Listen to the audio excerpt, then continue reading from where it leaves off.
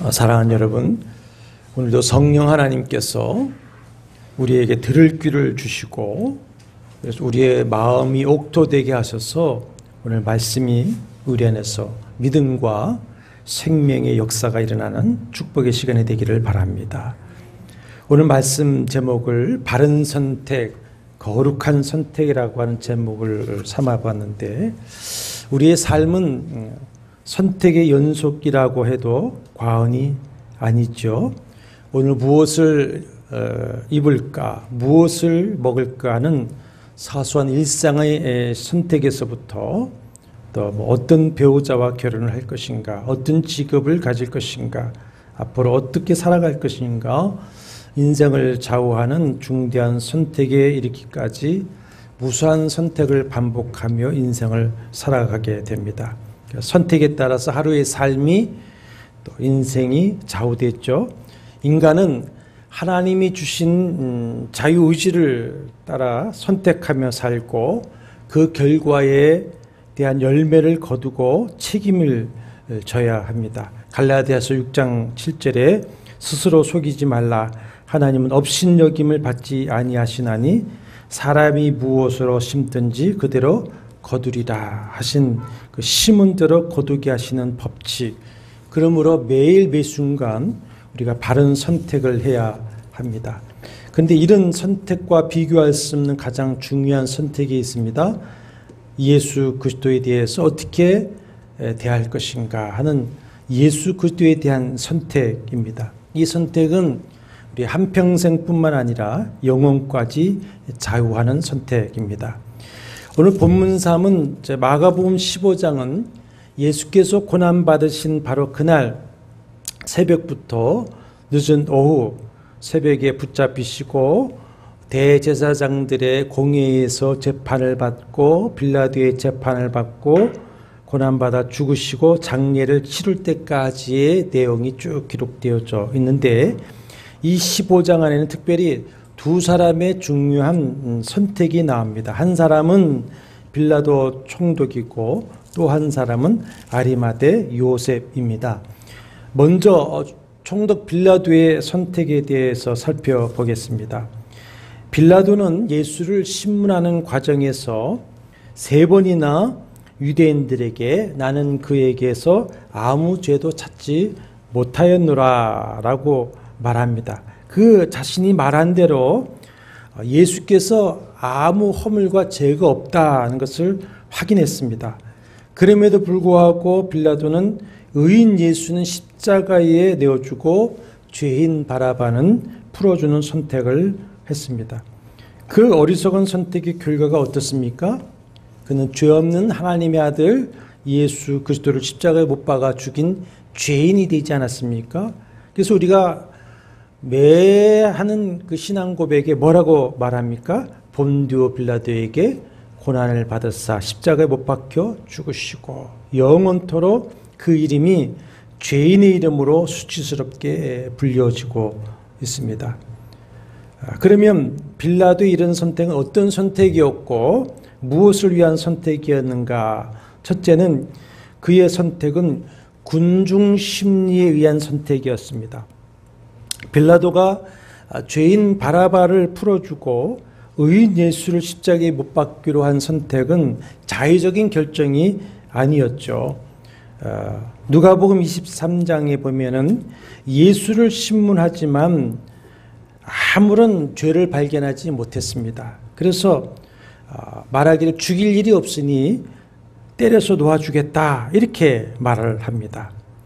또 마태복음 27장 17절 18절에 보면은 유대인들이 시기로 예수를 넘겨준 줄 알고는 예수를 놓아주고 싶어서 너희는 내가 누구를 너희에게 놓아주기를 원하느냐, 바라바냐 그리스도로 하는 예수냐 이렇게 말하면 무리가 예수를 놓아달라고 할 것이다 그렇게 기대를 했었겠죠. 그리고 아내의 권고를 듣고 예수를 놓아주려고 했습니다. 마태복음 27장 19절에 보면은 총독이 재판석에 앉았을 때에 그의 아내가 사람을 보내어 이르되 저 옳은 사람에게 아무 상관도 하지 말라 이렇게 전합니다. 그러나 빌라도는 군중의 압력에 굴복하고 말았습니다. 유대인들이 자신을 유대인의 왕이라고 하는 이 사람을 놓아주면 당신은 황제의 충신이 아니다. 황제를 반역하는 것이다. 그렇게 압박하며 밀란을 일으키려고 하자 자신의 안위를 위해서 예수를 십자가에 내어주는 선택을 하고 만 것입니다. 여러분 15절에 보시면 마가복음 15장 15절에 보시면 빌라도가 무리에게 만족을 주고자 하여 바라바는 놓아주고 예수는 채찍질하고 십자가에 못 박히게 넘겨주니라 했습니다. 신앙인 중에서도 자기의 믿음과 진리에 대한 확신과 신앙 양심을 따라서 세상을 거슬려 살아가지 못하고 직장에서나 친구들 중에서나 이웃 가운데에서 그저 불편한 것이 싫고 미움받고 왕따받는 것이 싫고 그래서 편안하게 안주하려고 또 세상 이익을 위해서 그냥 그들과 함께 세상적인 선택을 하고 세상적인 말과 행동을 하면서 세속적으로 살아가는 교인들이 참 많이 있습니다. 예수를 십자가에 못 박으라고 외치는 무리들 역시 11절에 보면 대제사장들의 충동을 따랐다. 그래서 그들 역시 군중 심리에 휩쓸려서 예수를 정죄하라고 소리를 질렀던 것입니다. 우리가 그들처럼 잘못된 군중 심리에 의한 선택을 하지 않으려면 거룩한 고독을 사랑할 수 있어야 합니다. 우리는 하나님 앞에 늘 고독자로, 단독자로 설 수 있어야 됩니다. 신앙인은 고독할 수 있어야 됩니다. 우리가 구원도 독자로 받죠.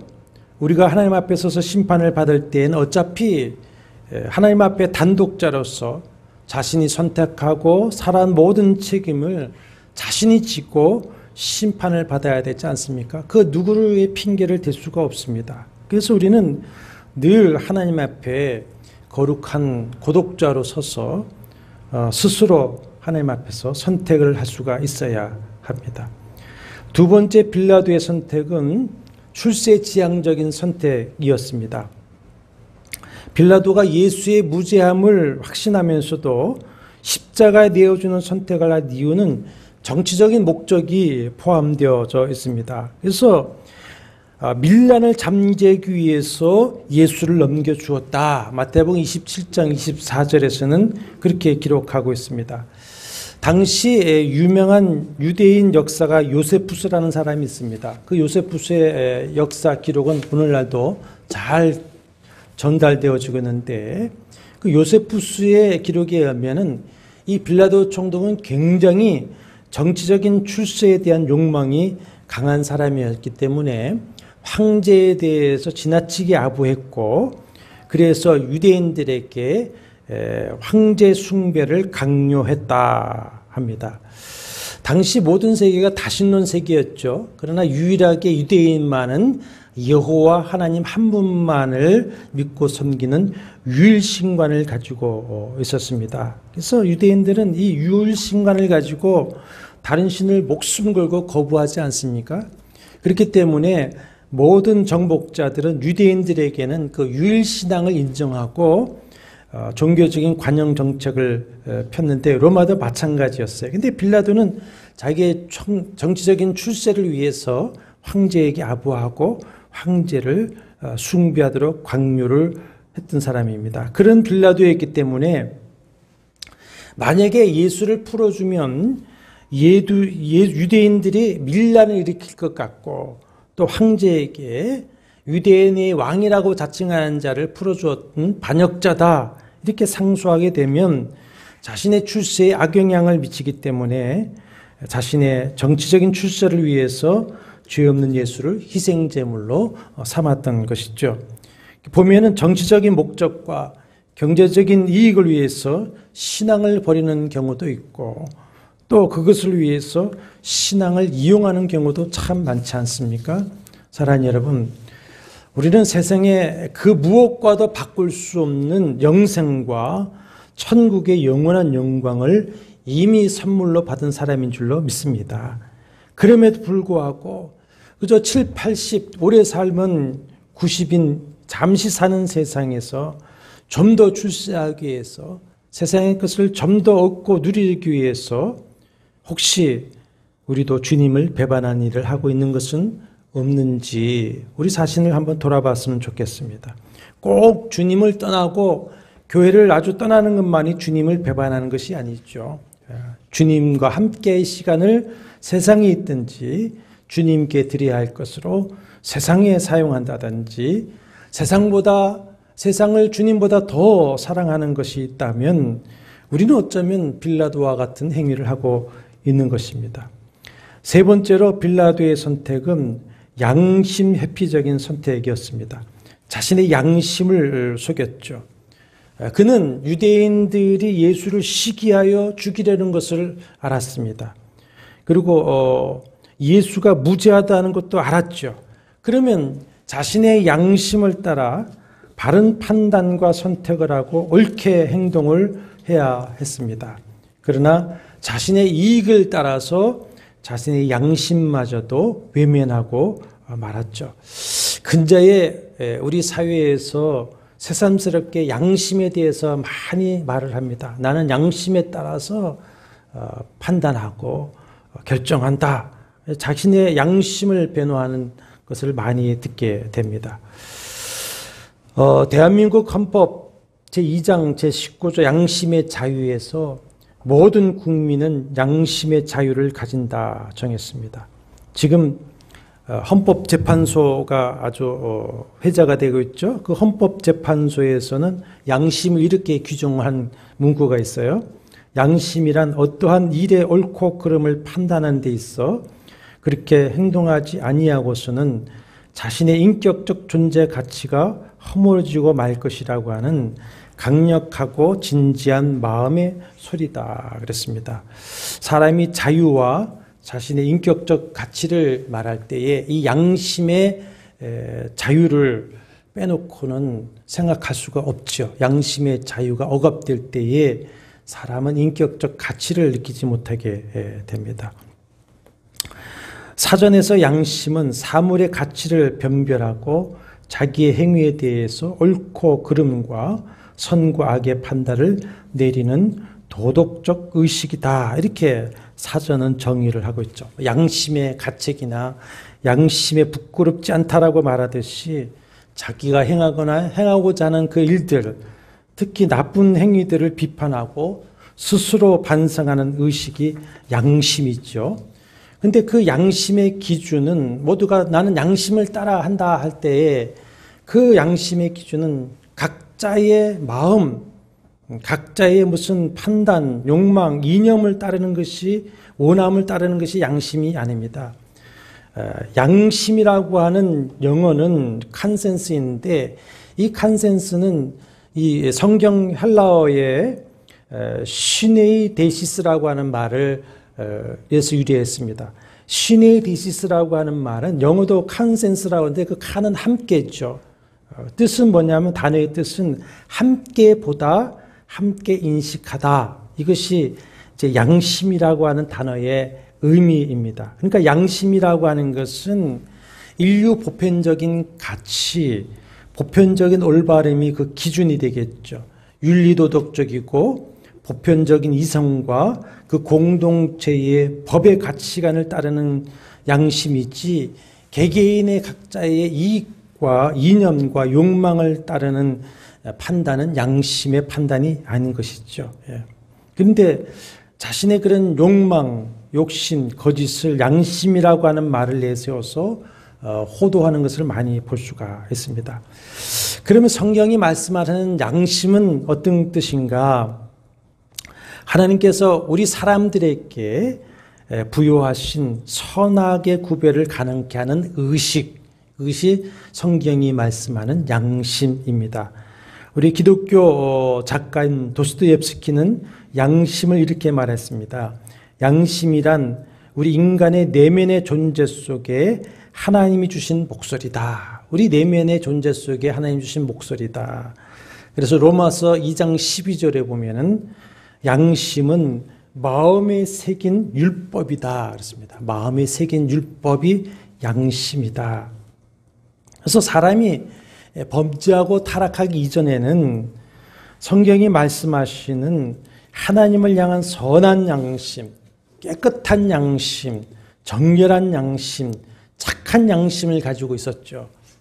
그 양심을 가리켜서 하나님의 서치라이트다 이렇게 말하기도 합니다. 비추는 그런 그 빛이다. 그래서 시편 7편 9절에 보면은 하나님이 사람의 마음과 양심을 감찰한다. 양심은 하나님의 서치라이트다. 양심을 들여다보신다.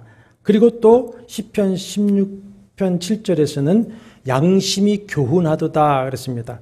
양심이 우리의 길을 비춰주는 것이죠. 그래서 그 양심을 따라서 선과 악, 옳고 그름을 판단하고 선택하면 하나님이 원하시는 바른 길, 생명의 길을 갈 수가 있다. 그런데 그만 범죄하고 타락함으로써 죄와 욕망에 대해서, 유혹에 대해서 약한 양심이 되었다. 고린도전서 8장 7절에 보면 약한 양심이다. 또 디도서 1장 15절에 보면 더러워진 양심이다. 또 디모데전서 4장 2절에 보면 화인 맞은 양심이다. 히브리 10장 22절에서는 악한 양심이 되었다. 이렇게 말씀하고 있습니다. 그래서 하나님이 주신 그 양심의 기능을 바르게 하지 못하게 되었고, 그래서 더러워진 양심을 가지고 선악과 옳고 그름을 바르게 판단할 수 없게 되어서 죄의 길을 걸어가고 있는 것입니다. 그러니까 양심은 하나님의 서치라이트라고 하지 않았습니까? 이미 양심이 어두워졌기 때문에 그 하나님의 서치라이트 기능은 상실해 버리고 만 것이죠. 그런 사람이 예수 그리스도를 믿고 성령으로 거듭나면 양심이 다시 살아나는 것입니다. 그래서 내주하시는 갈라디아서 5장의 말씀처럼 성령을 따라 육체의 욕심을 이루지 아니하면서 진리의 말씀을 따라 살아가면 우리의 양심은 다시 하나님을 향하여서 살아나고 성경이 말씀하시는 선한 양심, 깨끗한 양심, 의로운 양심, 착한 양심으로 회복되어져 가는 것입니다. 그러면 이제 우리 각자 이 양심이 있고 그 양심을 따라 판단을 하는데 다 주관적일 수 있습니다. 나는 이렇게 판단하고 너는 이렇게 기준을 할 수가 있는데 그러면 안 됩니다. 주관적인 판단이 아니라 객관적인 판단의 기준이 있어야 되겠죠. 이것이 바른 양심이다. 그 바른 양심의 기준이 뭡니까? 로마서 2장 15절에 아까 양심은 우리의 마음에 새긴 뭐다 그랬습니까? 율법이다 그랬습니다. 그러니까 우리의 양심이 지금 바른가 판단하는 그 기준은 뭐죠? 말씀입니다. 말씀. 성령으로 계시된 말씀을 따르는 것이 객관적인 바른 양심의 판단이죠. 세상에서는 아까 말씀한 바와 같이 보편적인 이성, 보편적인 윤리 도덕관, 공동체의 법률, 또 공동체의 선과 이익이 그 기준이 되겠죠. 여하튼 양심은 인간의 선과 옳고 그름을 판단하는 최후의 보루가 됐죠. 그래서 그 누구도 양심의 자유를 침해하지 못하도록 법으로도 명시하고 있지 않습니까? 세상법에서도 마찬가지고 우리 종교법에서도 마찬가지입니다. 이 자유민주주의 역사에서 양심의 자유를 가장 중요하게 주장하고 있는데 그 자유민주주의 세계에서 양심의 자유를 주장하게 된 기원이 어디 있느냐? 종교교회에 있습니다. 종교교회에서 당시 종교의 자유, 신앙의 자유를 주장하면서 하나님이 주신 양심에 따라서 해야 된다. 이렇게 주장하면서 세워지기 시작한 것이 자유민주주의법에서 말하는 양심의 자유입니다. 자유민주주의법은 칼빈이 세운 종교계획법에 의해서 바탕을 해서 세워진 것이 자유민주주의법입니다. 근데 이 전체주의, 공산주의에서는 개인의 양심의 자유, 신앙의 자유를 따를 수가 없지요. 그렇기 때문에 우리가 하나님이 주신 이 양심의 자유, 신앙의 자유를 지키기 위해서라도 자유민주주의는 수호되어야 합니다. 우리 교단 헌법에서도 교회를 다스리는 그 원리에 있어서 제일 첫 번째가 하나님이 주신 양심대로 하라. 근데 그 하나님 주신 양심은 뭐냐면은 그 법에 보면은 말씀대로 하라는 겁니다. 말씀이 양심의 기준이다. 이렇게 이 얘기를 하고 있습니다. 그래서 우리가 날마다 예배하고 기도하고 말씀을 들으면서 오늘 이 시간도 우리의 양심이 하나님을 향하여 거룩하게 살아 움직이는 그런 시간이 되어야 할 것입니다. 오늘 다시 말씀으로 돌아가면, 자, 빌라도의 양심은 예수가 죄 없는 사람이다, 그를 놓아줘야 된다라고 빌라도에게 말을 했는데, 그래서 예수를 놓아주려고 했습니다. 그러나 자신의 정치적인 입장과 욕망이 자신의 양심의 소리를 외면하게 만들었죠. 그 욕망이 양심을 이기고 만 것입니다. 빌라도는 하나님께서 그 양심에 주신 목소리를 외면하고 시기와 질투로 또 자신들의 메시아적 욕망을 거부한 예수에 대해서 분노하고 죽이려고 하는 유대인들의 목소리를 들었던 것이죠. 그래서 누가복음 23장 23절에 보면은 그들이 큰 소리로 재촉하여 십자가에 못 박기를 구하니 그들의 소리가 이긴지라. 그들의 소리가 이겼다. 하나님이 주신 그 신앙의 양심 소리, 내 안에 내주하시는 성령의 감동하시는 그 양심의 소리가 이겨야 되는데, 사람의 소리, 욕망의 소리에 양심의 소리가 지고 마는 것입니다. 우리도 혹시 자신의 이익과 안일함을 위해서 우리의 마음과 양심에 들려주시는 하나님의 음성, 성령의 감화감동하심을 외면하고 세상의 소리를 따라가고 있는 것은 아닌가? 사람의 소리를 듣고 있지는 않는가? 자신의 욕심의 소리를 하나님의 음성으로 둔갑시키고 있는 때는 없는가 하는 것입니다.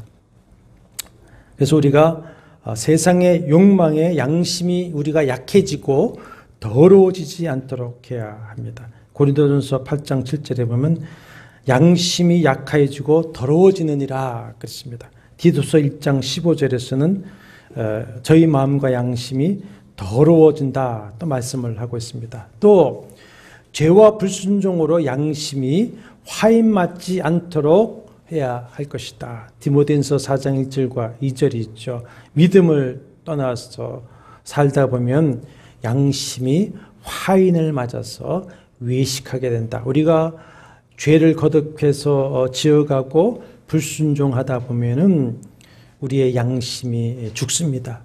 그리고 외식하는 자가 되어집니다. 그러지 말아야 된다. 그러기 위해서는 어떻게 되느냐?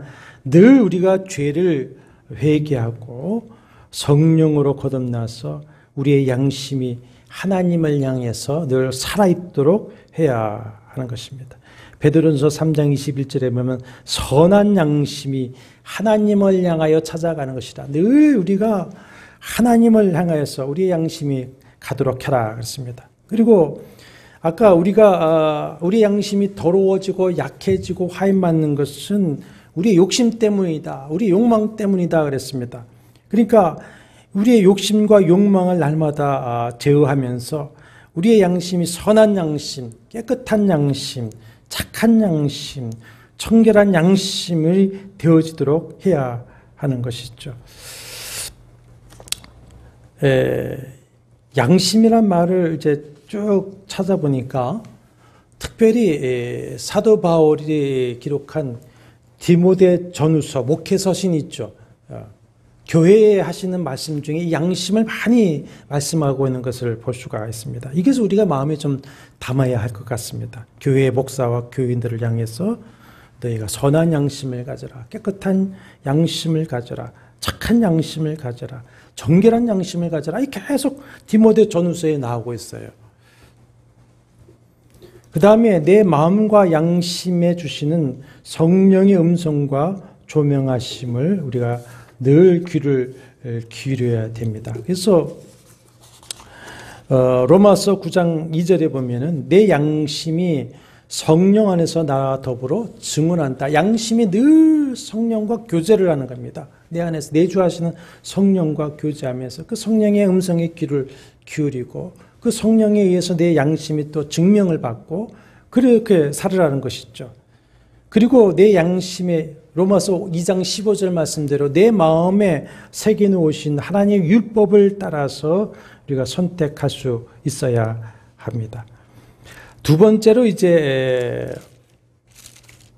빌라도와 정반대의 선택을 한 아리마대 요셉의 선택에 대해서 한번 살펴보겠습니다.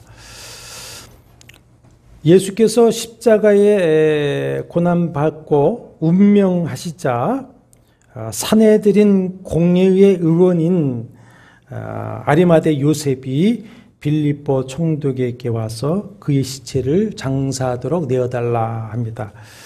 우리 지금 읽고 있는 개역 개정에서는 공회라고 했고 그 전에 개역 성경에는 산헤드린 한 것을 기억하겠습니다. 산헤드리라고 하는 말은 함께 모여 앉다라고 하는 말입니다. 공회라고 하는 것이죠. 이 산헤드린 이 공회의 기원은 모세가 광야에서부터 70장로들과 함께 앉아서 판단하던 그 모임이 이제 시초가 되어서 71명의 판관들이 모이는 최고의 의결기관이었죠.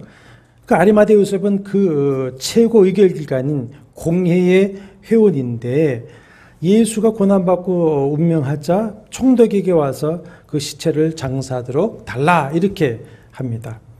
이렇게 요셉이 빌라도에게 예수의 시체를 요구하는 것은 공개적인 선택이었고 모험적인 선택이었습니다. 요한복음 19장 38절에 보면은 그는 원래 예수의 제자이나 유대인이 두려워서 자신이 예수의 제자임을 숨겨왔다 그랬습니다. 자신이 이단자로 정죄받는 예수의 제자임이 드러난다면 공회에서 추방되겠죠. 핍박을 받아야 될 것입니다. 그래서 자신의 사회적인 신분이나 안위를 유지하기 위해서 그동안 자신이 예수의 제자라는 것을 숨겨왔습니다. 심지어 이날 아침에 예수를 신문하여 정죄하는 그 공회 회원으로서 있었어요. 근데 누가복음 23장 51절에 보면은 그 예수를 정죄하는 결의와 행사에 찬성은 하지 않았다 이렇습니다. 찬성은 하지 않았지만은 거기서 자신을 드러내 내가 예수의 제자라든지 예수가 무죄하다라고 변호하지도 않았던 것이죠. 그런데 예수께서 운명하시자 이제 자신이 예수의 제자라는 것을 드러내고 예수의 시신을 장례하겠다고 나서는 것입니다. 이 상식에 어긋난 행동이지 않습니까? 내가 따르던 사람이 힘이 있을 때나 살아있을 때에 자신을 드러내는 것이지 그가 힘이 없다든지 죽은 다음에 자신을 감추는 것이 보통인데 그 반대로 하고 있습니다. 예수가 죽자 오히려 자기가 예수의 제자라는 것을 또 자기를 드러내고 있습니다. 이런 행동을 가리켜서 15장 43절에 보십시오. 아리마대 요셉 사람이 와서 당돌이 빌라도에게 들어가 예수의 시신을 달라 하니 당돌하다 그랬습니다. 이 당돌하다는 말은 담대하다, 용기 있다, 모험을 한다는 거예요. 모험을 한다. 요셉은 주님이 운명하시자 도리어 자신의 운명에 대해서 모험을 하는 겁니다. 모험을. 그러면서 자신을 공개적으로 드러냈죠. 그러면 무엇이 이 요셉으로 하여금 그런 행동을 하도록 했겠는가 하는 것입니다. 요한복음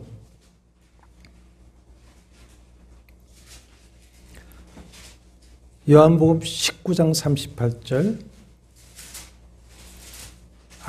아리마대 사람 요셉은 예수의 제자이나 유대인이 두려워 그것을 숨기더니 2일 후에 빌라도에게 예수의 시체를 가져가기를 구하며 빌라도가 허락하는지라 이에 가서 예수의 시체를 가져다가 2일 후는 뭡니까? 예수께서 고난받고 십자가에 죽은 일 후에 그러니까 아리마대 요셉을 변화시킨 것은 뭐였죠? 십자가의 죽음이었어요. 십자가의 죽음. 무죄한 예수가 하나님의 어린 양으로서 죄인들을 대속하기 위해서 오직 사랑으로 그 모든 고통을 감내하고 묵묵히 죽어가는 그 모습, 그 십자가를 체험한 요셉은 사도 바울과 같이 이제 자기가 가지고 있는 이 땅의 모든 부귀영화 권세가 배설물에 불과하다는 것을 느꼈을 것이고, 그리고 오직 영원한 것을 바라보게 되었을 것입니다. 그래서 이 땅의 모든 것을 다 걸고 예수를 얻으려고 했던 것입니다. 그래서 당돌이 그랬습니다. 담대하게 용기를 내어 자기의 모든 것, 자기의 생명도 삶도 지위도 다 걸고 모험을 감행하는 겁니다. 모험을 감행. 우리가 진리를 알고 가장 소중한 것을 발견한 사람은 세상의 모든 것을 내어놓고 담대하게 선택의 길을 걸어갈 수가 있는 것입니다. 우리가 파스칼이라고 하는 사람, 철학가 잘 알죠? 파스칼은 이런 말을 했습니다. 신앙은 거룩한 도박이다. 신앙은 거룩한 도박이다. 신앙이라고 하는 것은 이 땅의 모든 것, 자기의 생명까지도 내어 던지면서 예수 그리스도를 선택함으로 영생을 얻는 거룩한 도박입니다. 예수를 얻어서. 도박이지 않습니까? 예수가 눈에 보이는 것도 아니고 지금 살아있는 것도 아니고 뭘 지금 손에 잡히는 것도 아니지만 그 예수를 믿고 산다는 것. 이 거룩한 도박이죠. 예수께서는 누가복음 9장 23절 25절에서 아무든지 나를 따라오든 자기를 부인하고 날마다 제 십자가를 지고 나를 따를 것이라. 누구든지 제 목숨을 구원코자 하며 잃을 것이요 누구든지 나를 위하여 제 목숨을 잃으면 구원하리라. 이게 도박 아닙니까? 네, 도박. 우리가 나를 부인하고 세상을 포기하고 십자가를 지고 주님을 따르면 영생을 얻고 천국의 상급을 얻는다. 이런 신앙의 도박을 하는 것이 믿음입니다. 그래서 마태복음 13장 천국 비유에서 44절 46절에서는 이런 말씀을 하셨죠. 밭에 감추인 보화를 발견하는 자는 자기의 소유를 다 팔아서 그 밭을 사는 것이고, 극히 값진 진주를 만난 그 장사는 자기의 소유를 다 팔아 그 진주를 사는 것이다. 그러니까 우리의 이 믿음, 우리의 신앙은 거룩한 도박이다라는 것입니다. 파스칼이 하는 말이. 그러니까 자신의 욕심과 욕망을 따라하는 세상의 도박은 반드시 망하는 것이지만은 진리와 신앙의 양심을 따라서 선택하는 믿음의 도박은 반드시 영원한 생명을 얻고 하나님의 복과 영광을 얻게 될 것입니다. 그러므로 우리가 빌라도 같이 잘못된 선택을 하지 않고 아리마대 요셉과 같은 바른 선택을 하게 되기를 바랍니다. 또 예수 그리스도께서 자신보다는 하나님의 뜻과 영광을 선택하고 자기의 생명보다는 당신이 택한 영혼들의 영원한 생명을 선택하신 것과 같은 거룩한 선택을 우리가 하게 되기를 바랍니다. 그러면 어떻게 해야 바른 선택, 거룩한 선택을 할 수 있겠는가? 첫째는 로마서 12장 2절 말씀입니다. 이 세대를 본받지 말고 오직 마음을 새롭게 함으로 변화를 받아 하나님의 선하시고 기뻐하시고 온전하신 뜻이 무엇인지 분별하라 하십니다. 어떻게 해요? 무엇으로 분별합니까? 말씀으로 분별합니다. 그래서 디모데후서 2장 15절에 너는 진리의 말씀을 옳게 분별하라 했습니다. 말씀으로 우리는 분별해야 됩니다. 두 번째는 겟세마네 동산에서 주님이 하신 것 같이 우리가 늘 힘쓰고 애써 기도해야 합니다. 예수께서도 고난과 죽음을 앞두고 두려움과 살고자 하는 갈등 속에서 피땀 흘리는 기도를 하죠. 그렇게 3번의 기도를 똑같은 말로 기도하신 후에 뭐라고 결론을 내립니까? 나의 원대로 마옵시고 아버지의 원대로 하옵소서. 아버지의 원대로 되기를 원하나이다. 이렇게 결론을 내리게 되었습니다. 우리가 힘쓰고 해서 기도할 때에 성령이 충만하십니다. 그래서 성령의 충만하신 감화 감동 또 성령이 우리에게 힘을 주시는 것을 따라서 우리가 육체의 소욕을 이기고 세상의 소리를 이기고 우리가 성령의 소욕을 따라서 하나님의 거룩한 뜻을 선택할 수가 있는 것입니다. 그래서 늘 우리가 뭘 구해야 되느냐? 성령의 충만하심을 구해야 됩니다. 성령의 충만은 성령께서 나의 전인격, 지정의를 주관하시는 것이죠. 그럴 때에 진리의 성령께서 내 기성과 감성과 의지를 붙들어 주시고 그래서 바른 판단을 하고 바른 선택을 할 수 있게 하시는 것입니다. 그 다음에 성령의 조명하심을 구해야 됩니다. 성령께서 내 마음의 눈을 밝혀주시고 성령께서 주님의 뜻을 밝히 알게 해주시기를 구하고 분별의 은사를 받아야 됩니다. 고린도전서 12장 10절이죠. 분별의 은사를 구해서 우리가 늘 선택할 수가 있어야 됩니다. 한 걸음 더 나아가서 날마다 나는 죽고 예수가 살아 있어야 됩니다. 갈라디아서 2장 20절이죠. 내가 그리스도와 함께 십자가에 못 박혔나니 그런즉 이제는 내가 산 것이 아니요 오직 내 안에 그리스도께서 사신 것이라. 이제 내가 육체 가운데 사는 것은 나를 사랑하사 나를 위하여 자기 몸을 버리신 하나님의 아들을 믿는 믿음 안에서 사는 것이다. 내가 죽고 예수가 살 때에 우리는 바른 선택, 거룩한 선택을 할 수가 있습니다. 또 하나 이 땅의 것보다는 영혼을 바라보고 준비하는 선택을 해야 됩니다. 히브리서 11장의 믿음의 사람들은 다 믿음을 따라 죽었으며 약속을 받지 못하였을 때 그것을 멀리서 보고 환영하며 또 땅에서는 외국인과 나그네임을 증언하였으니 그들이 이제는 더 나은 본향을 사모하니 곧 하늘에 있는 것이다. 영혼을 바라보고 선택할 때에 우리는 육신의 정욕, 안목의 정욕, 이생의 자랑을 따라 선택하지 않고 하나님 앞에서 바른 선택, 거룩한 선택을 하게 될 것입니다. 그리고 어떤 선택을 할 때에 이것이 하나님께 영광이 되어지는 것이냐, 이것이 소금과 빛이 되는 것이냐, 내게도 유익하지만 주님께 유익한 것이냐, 이웃에게 유익한 것이냐, 이런 것을 물어봐야 되고 또 여러 가지 선택의 기준들이 많이 있을 것입니다. 오늘 말씀을 들으시고 묵상해 보시길 바랍니다. 어떤 것이 바른 선택, 어떤 것이 거룩한 선택인가, 선택의 순간순간마다 늘 묵상해 보시기를 바랍니다. 정리해 보면 말씀을 따라 선택해야 됩니다. 진리의 성령의 가르침과 감화 감동 조명하심을 따라 선택해야 됩니다.